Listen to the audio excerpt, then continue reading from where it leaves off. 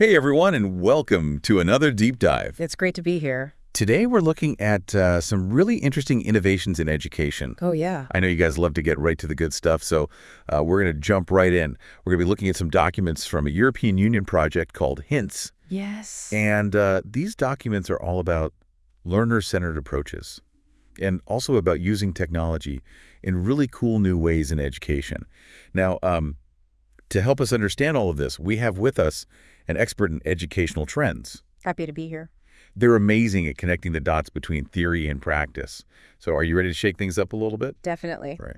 I think these hints documents are really fascinating because they go beyond just, talking about theory and ideas. They offer a lot of practical advice and resources that people can actually check out. Yeah, that was something that really stood out to me. The thing I noticed the most throughout all of these documents was this major shift that's happening. We're moving away from, the instructor being the center of everything.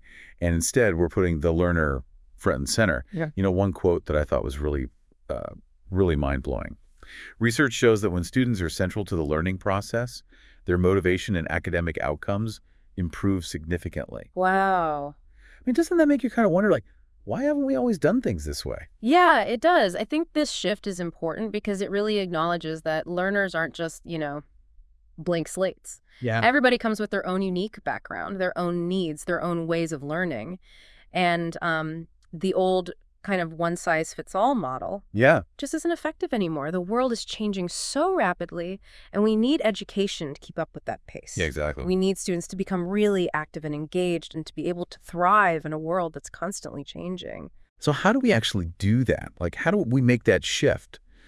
These documents actually break it down into three main ideas: active engagement, personalization, and learner autonomy. Let's start with active engagement. What does that even look like? So active engagement, it's kind of like, the difference between just reading about riding a bike and actually getting on a bike and riding it. Oh, yeah. Active engagement means getting students really involved in the learning process. So instead of just passively listening, they're having discussions, they're doing role-playing, they're working on simulations and projects, things that require them to think critically and apply what they're learning. So it's about, making learning an experience, not just like a lecture. Exactly. I can definitely see how that would be more effective for actually remembering things.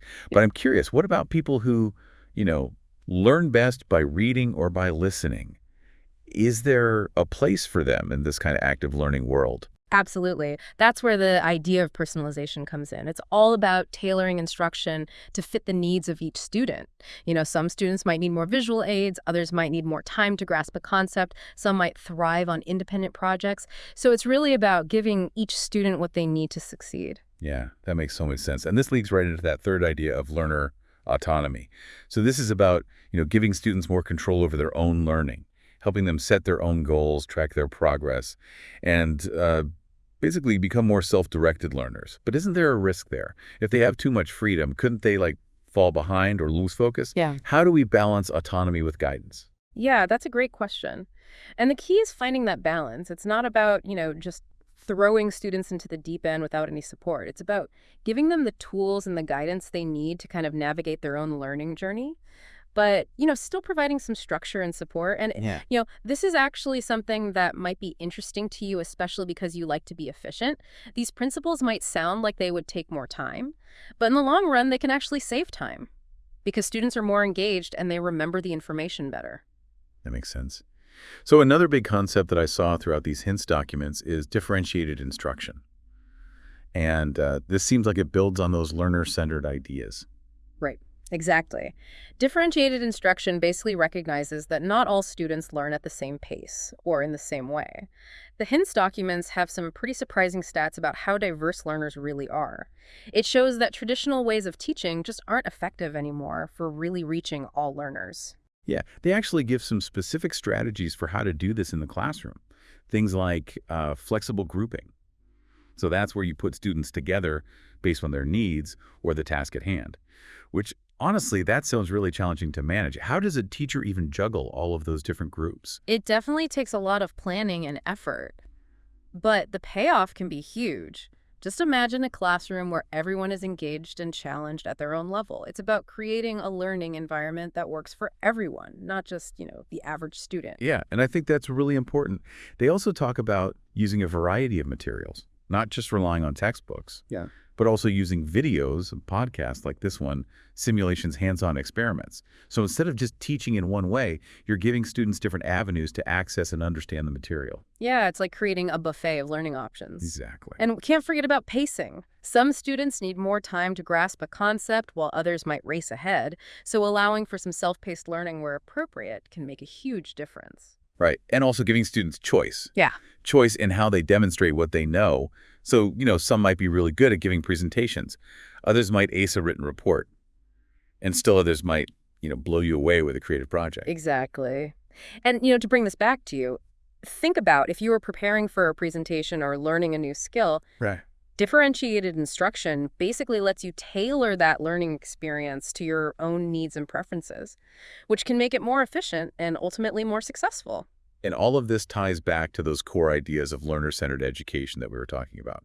It's all about recognizing that there's no one right way to learn. Everyone has their own unique path. Now, are you ready to dive into an even more innovative approach? Sure. This one really stood out to me. These documents call it problem-based learning, or PBL. And they define it as an approach that centers on real-world problem solving to foster critical thinking, collaboration, and knowledge application. So PBL flips the script on traditional lectures. Instead of starting with a lecture, it throws students headfirst into a real-world problem and challenges them to come up with solutions. So instead of just listening and memorizing, they're actually searching for answers, working together and applying what they've learned. So it's like a real-life case study, except you're not just analyzing what someone else did, you're actually solving the problem yourself. Exactly. The documents gave a great example from the medical field. Oh, right. So instead of just, memorizing facts about a disease, students are given a patient case, and they have to work together to diagnose the problem, research treatment options, and come up with a care plan. It's like they're actual doctors figuring things out on the fly. Wow, that sounds pretty intense. What if they get it wrong? Is there any kind of safety net in PBL? Of course. The educator is still there to guide the process, provide feedback, and make sure students are learning the necessary content. It's a controlled environment where mistakes are seen as learning opportunities.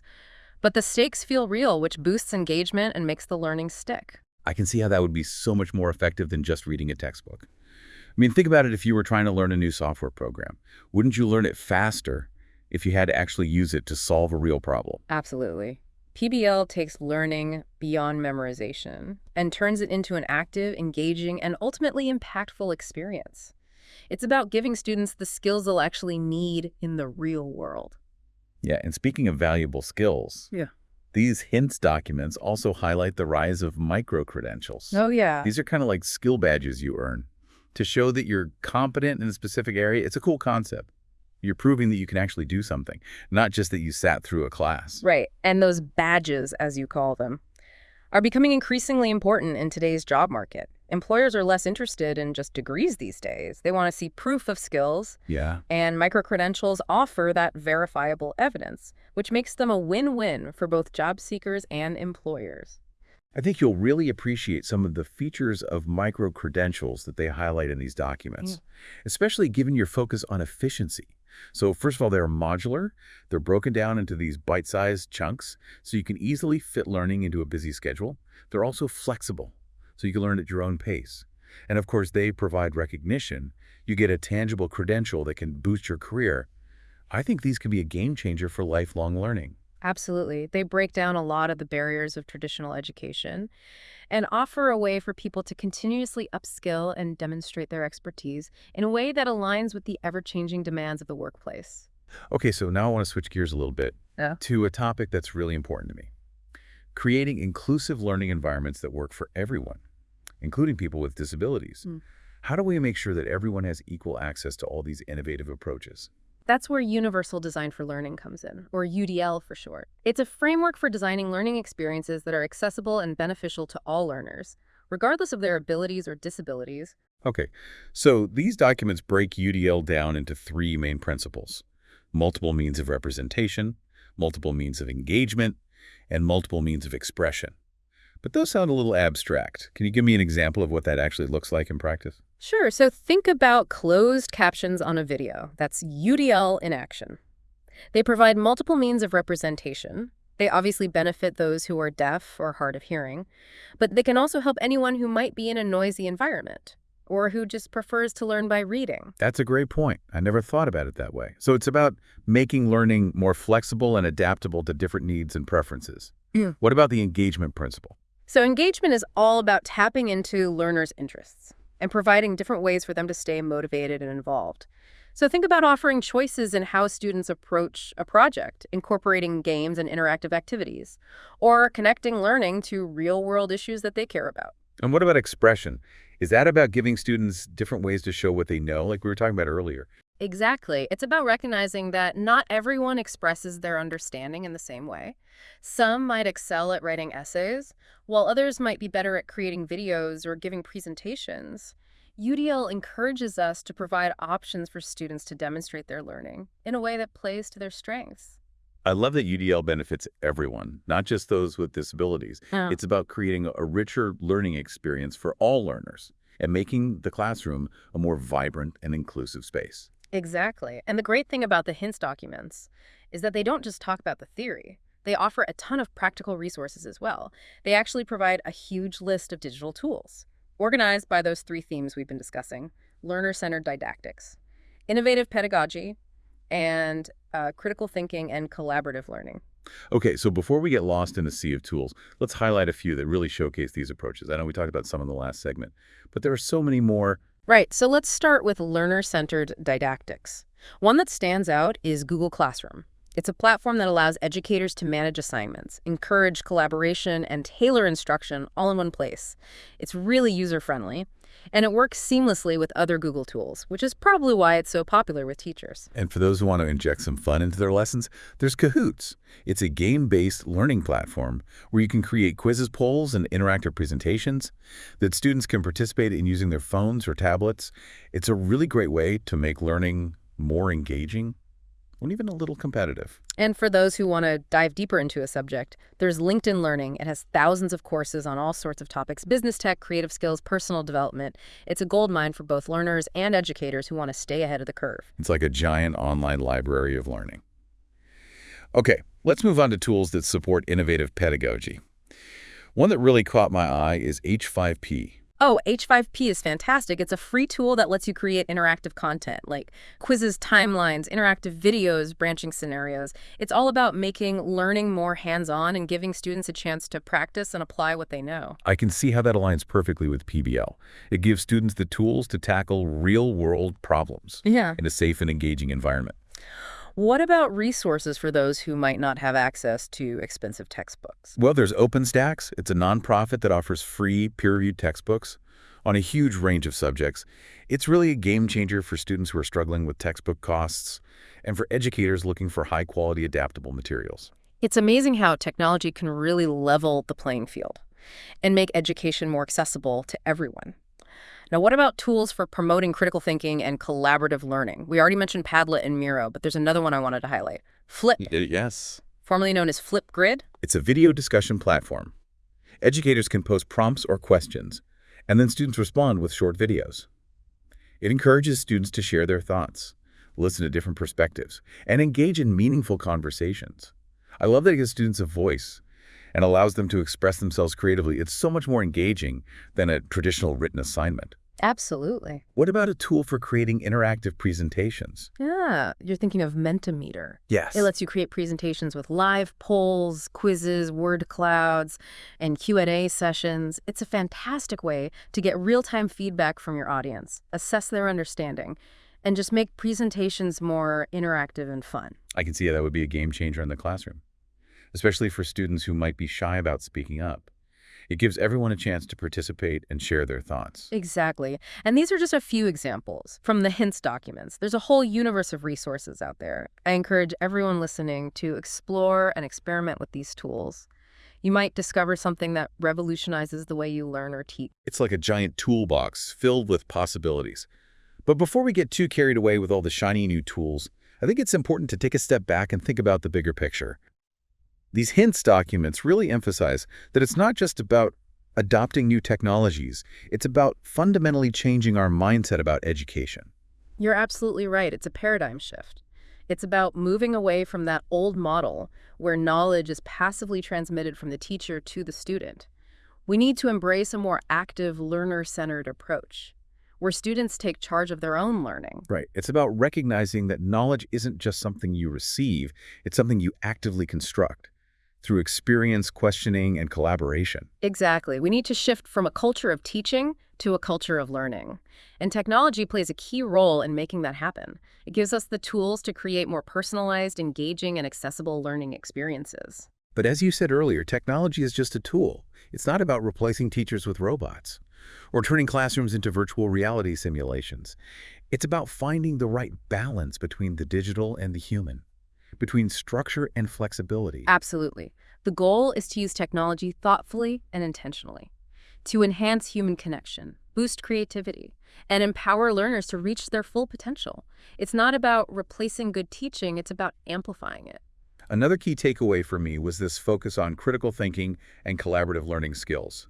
These hints documents really argue that these skills are essential for success in the 21st century, no matter what field you're in. Absolutely. I completely agree. The ability to think critically, solve problems, work effectively in teams, communicate clearly. Those are the skills that will set you apart, both in the workplace and in life. And these documents offer some fantastic strategies for how to develop those skills in the classroom. Things like Socratic questioning case studies, reflection activities, group projects, problem-solving workshops. All of these push students to think for themselves, to challenge assumptions, analyze information, and work together to find solutions. And these skills go way beyond academic success. They're essential for navigating the complexities of our world, making informed decisions, engaging in thoughtful discussions, and contributing to a more just and equitable society. It's about empowering students to become active, engaged citizens Yeah. who can think critically, solve problems, and work together to create a better future. That's a powerful vision for education. It truly is. But it's a vision that requires us to rethink our traditional approaches and embrace new ideas and technologies. So as we wrap up this first part of our deep dive, let's reflect on some of the key questions that have emerged from our discussion. How can we create learning experiences that are truly learner-centered, engaging, and relevant to the needs of the 21st century? How can we use technology in a way that enhances learning without overshadowing the human element? And most importantly, how can we cultivate those critical thinking and collaborative skills that will empower students to thrive in life and make a positive impact on the world? That's what we're here to explore. Exactly. We need to think about how to make these ideas a reality. Absolutely. So stay tuned, because in the next part of our deep dive, we're going to continue exploring these questions. And we'll share even more insights and practical takeaways from the HINTS project. We'll be right back. Welcome back to our deep dive into the HINTS project. I hope you all had a chance to reflect on those questions we left you with. I know, I have. So let's jump right back into it. You know those questions about creating learner-centered experiences and using technology effectively? Well, I think these HINTS documents actually offer some really practical answers. And they offer a kind of roadmap for how to navigate this new world of education. It's clear that we need a fundamental shift in our thinking, a move towards this more learner-centered, tech-savvy, and inclusive approach. So are you ready to distill all this information into some actionable takeaways? Absolutely. And you know, the best part is that these takeaways aren't just for teachers or students in a traditional classroom setting.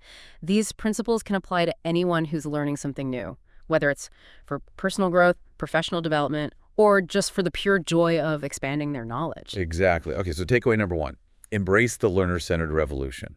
It's all about shifting that focus from the instructor to the learner, Right. recognizing their unique needs and empowering them to take charge of their own learning journey.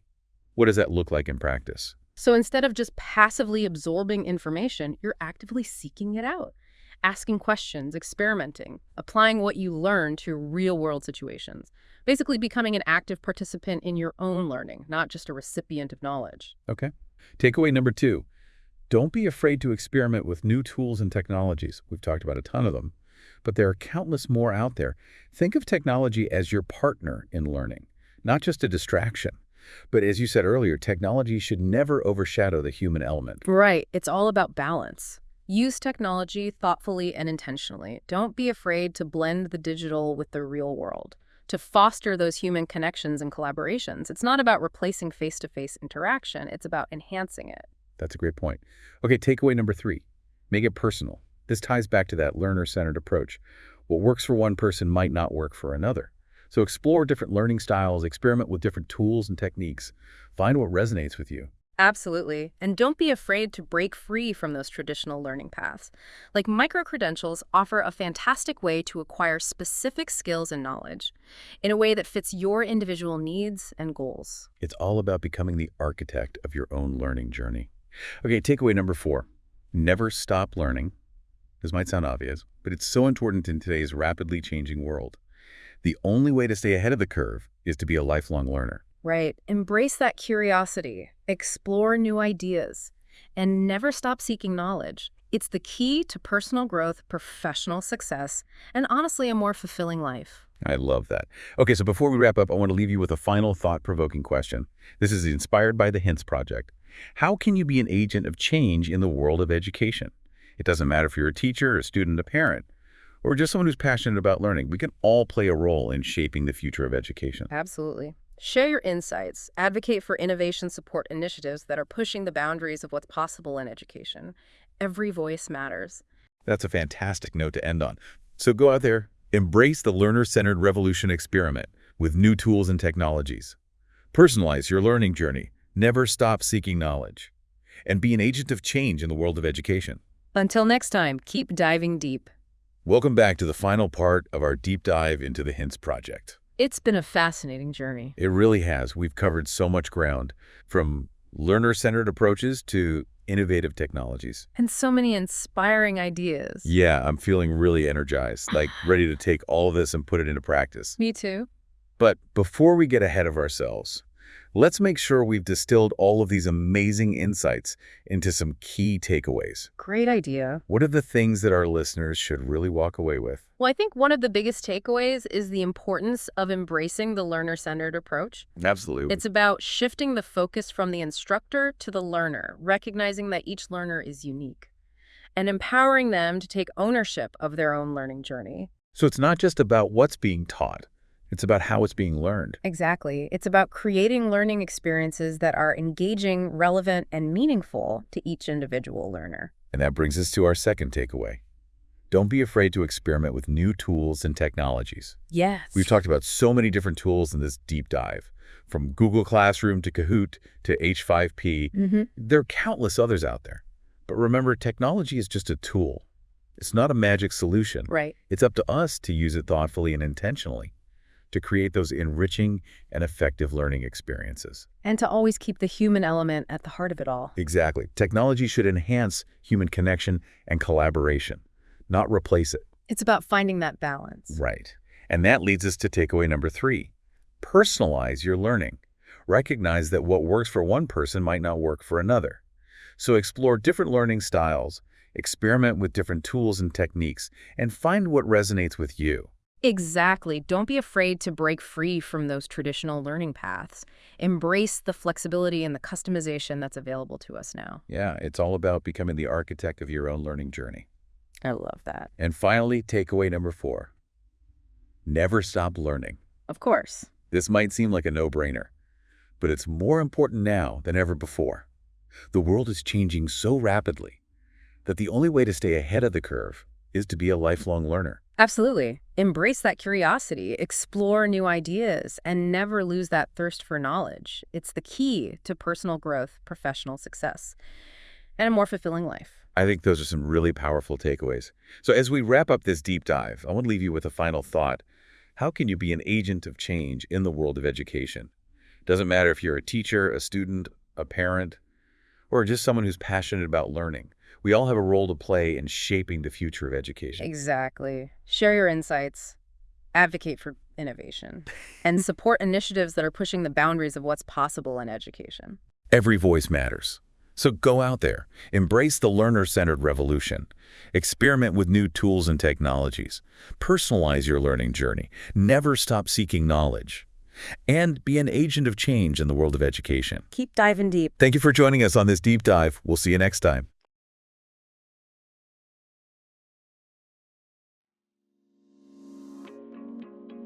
To know more about our project, please visit our website and follow us on social media. This project